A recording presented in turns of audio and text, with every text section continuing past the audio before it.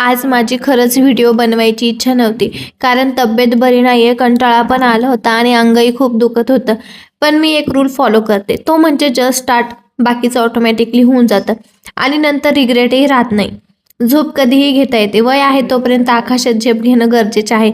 आळस करून चालणार, कारण हे उमेदीचं वय आहे. एकदा गेल्यावर परत येणार नाही. स्वतःला तयार केलं आणि सकाळी उठले, हेल्दी लाईफस्टाईल फॉलो केलं आणि मग थोडीशी एक्सरसाइज केलं, मेडिटेशन केली, त्याच्यानंतर ABC ज्यूस पिलं, भिजवलेले बदाम खाल्ले, आंघोळ वगैरे करून मस्त देवपूजा केली. देवपूजा केल्यानंतर मग जेवण बनवायला घेतलं. जेवणामध्ये आज आलू मटारची भाजी बनवली.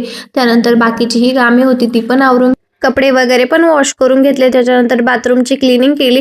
हे छोटी छोटी कामे ना दर 2 दिवसाला करावीच लागतात, नाहीतर ते लगेच दिसून येतात. त्याच्यानंतर जेवण वगैरे आवरून घेतलं आणि काल कपडे प्रेस करता करता इस्त्री चटईवर पडली होती आणि मग तिला ते सर्व लागलं. ती क्लिनिंग करून घेतली. पिल्लूला पण रेडी केलं, जेवण वगैरे करून त्याला आंघोळ घातली. त्याच्यानंतर आज क्लायमेट खूपच जास्त खराब होतं, म्हणजे बोरिंग असं मंद मंदच वाटत होतं. त्याच्यानंतर इव्हिनिंगला मस्त चहा घेतला. चहा घेतल्यानंतर छान असं बुक रीड केलं.